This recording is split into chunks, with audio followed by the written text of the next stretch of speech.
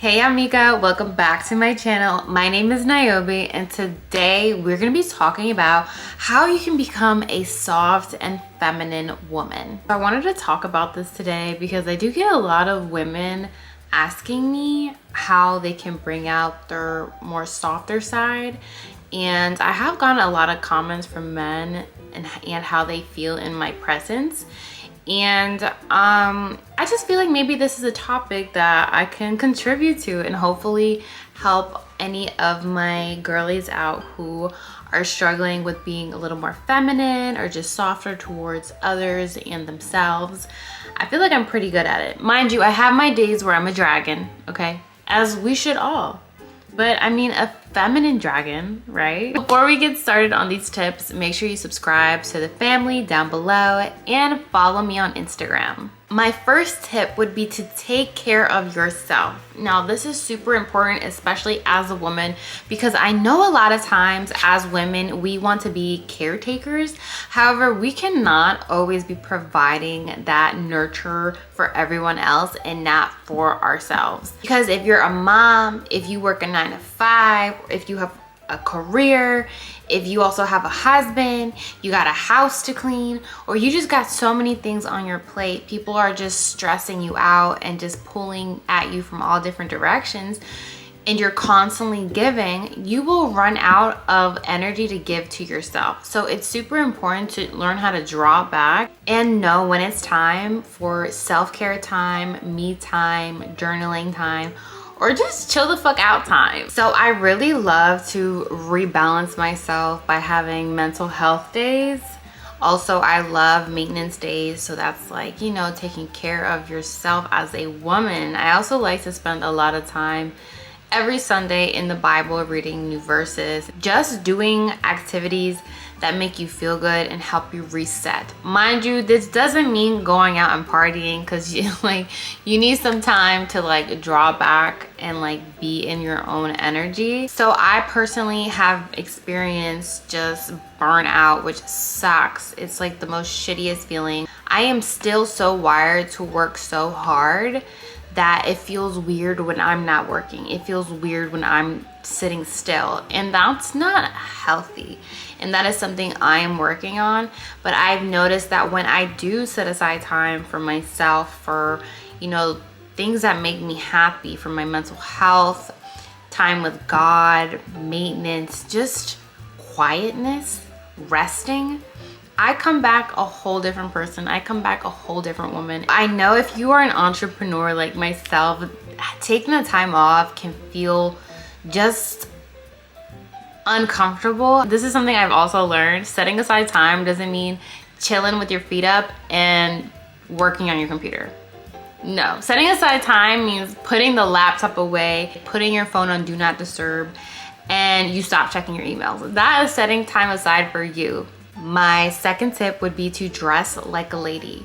Dress how you want to be addressed. I personally love wearing dresses. Like, they're just, one, I just feel good in them. They're very feminine, and you get a lot of attention when you're in a dress. Like, this is a big pro tip because you'll start to move differently when you are wearing a dress. I absolutely love satin dresses. That's like my thing, honey. And I'm just usually a girly who's out in a dress, especially if I go out at night. It's weird if I'm not. Like, maybe a mini skirt, you know what I mean? Or some kind of skirt, like with a slit, obviously. But yeah, you will find that you will feel more feminine in flowy material, and wear beautiful colors that complement your skin. That's another thing I recommend if you want to feel more feminine. Fashion has always had a large impact on how we behave as women. For example, when you put on a pretty dress or a pretty skirt, you walk around regal, you walk around like a queen. You carry yourself differently than you would in some baggy jeans or even some sweatpants. Now, I know there are still girlies who struggle with their femininity and feeling comfortable being feminine and wearing things that make them feel feminine. And I'm here to tell you, like, every inch is a mile. So even if you start off with like wearing kitten heels, you know what I mean, or a red lip, you know, just beautiful colors that complement your skin, or just something that accentuates your body, you know, or even some beautiful earrings that make you feel feminine and regal. That is gonna help you along your journey. I know right now TikTok is shaming the girlies who are wearing kitten heels, but girl, if you are getting comfortable with wearing heels and you've never worn heels before, or whatever the case is, like, wear those damn kitten heels until you promote yourself to the 3-inch, the 4-inch, or maybe even the 2-inch, maybe just the 2-inch. You know, like, don't let anyone else and their reactions steal you of your feminine journey. Give yourself space to express yourself. I have personally found that when I give myself the space to just express myself in any kind of way, I feel way better about just like where I'm at, who I am, and just the flow of life. So my third tip would be to be soft and gentle. And believe it or not, this is one of your strongest qualities as a woman. I learned this along the way because I used to be a girly who would like throw a fit. Not throw a fit, I would just get angry and I would definitely lash out, especially like on my boyfriend. And I have learned along the way that being soft does a lot more for you than screaming, yelling, arguing, and just exerting negative energy. I have actually found that when dealing with men, being softer is actually a lot more helpful in the long run than yelling at a wall. Have you ever heard the saying, you'll catch more bees with honey? Well, they're not lying. Literally, if you can just remain soft and gentle no matter what the situation is, you are gonna literally benefit from the outcome. I promise you that, because you're not gonna exert negative energy. You're not gonna scream and yell. You're not gonna look like crazy. You're not gonna look like you can't control yourself. And you don't waste energy on maybe someone who's just not meant to be in your life. And each and every time I have turned to my soft and feminine side in a difficulty, I have felt myself walking away with more respect for myself. So be kind to people, express yourself in a soft manner, but that doesn't mean that you should take any BS. When I say be soft, I don't mean be a doormat. There's a huge difference. And I like to sit back and look at the bigger picture. This is such a cold, rough world. So when you are someone who has such a beautiful, soft heart, you stick out like a sore thumb. It's like designer. You're literally like a designer piece walking around because the world is so cold. How many people do you ever meet in a day that have genuine warmth, genuine love, softness to them? Not too many people, right? Because life gets pretty hectic.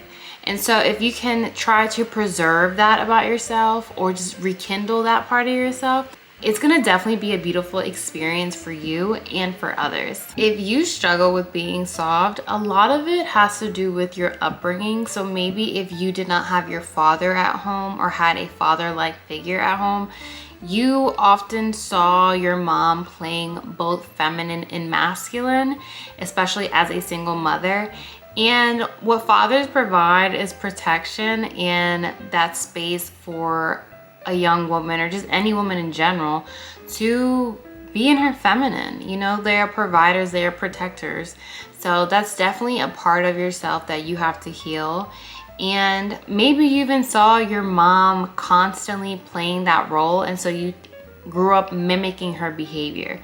So it's all about understanding why you are the way you are and forgiving and just looking at the glass half full rather than half empty. Don't look at it as a weakness. It is a blessing to have a strong, independent mother, and how blessed are we to have that in our lives. As a little girl, being around a single mother, I always saw her in her masculine, and that definitely affected the way I carried myself.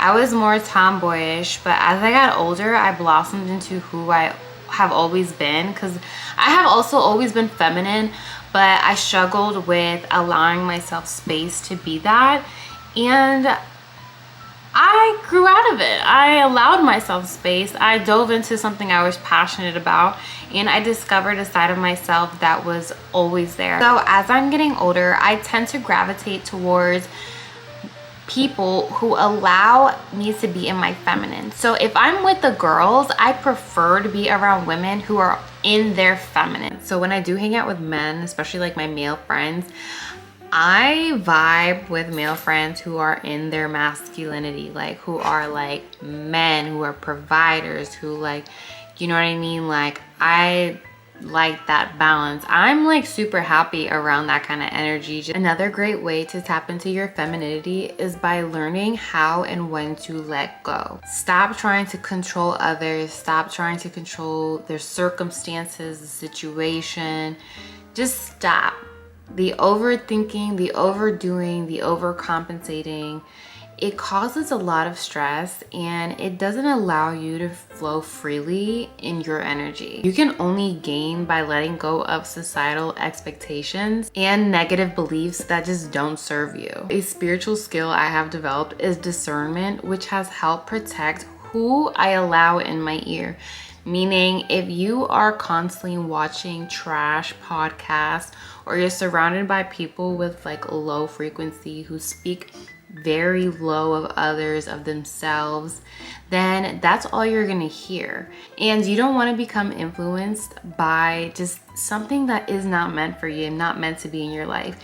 You only want to surround yourself with positivity and people who are gonna support you, who are gonna love you, who are gonna give you the space to grow, and who are gonna be loyal to you. Okay, so another way I stay in my femininity is not necessarily something I do on purpose. I feel like it's just who I am. So I am someone who is extremely playful. I love to play. And I feel like a lot of us do. I feel like if you still have that inner child in you, then you are someone who likes to be spontaneous and life is just your playground. So I want you to start learning how to deliberately enjoy the moment. If you're ever around me, you will find that I am literally a child, like no joke. I am always ha ha ha, he he he. Just because you're growing up doesn't mean that you have to let go of your creativity, your joy, your, you know, a lot of just innocence and purity that you have within. The sixth tip I have for you is really something I feel like I need to start doing or work on, which is to refine your speech. So refining your speech meaning like you speak in a more poised manner, or you just stop cursing. That's another one. I have definitely worked on it, but you know, here and there, if I crack a really funny joke, I like to curse just to make it extra funny. But I do find that when I watch my mouth and watch what I'm saying, I feel a lot more light, like my energy, and I feel like more intentional with what I'm saying and what I'm manifesting. And it's just such a great habit to develop because you want to be mindful of what you're saying and what you're speaking out into the universe.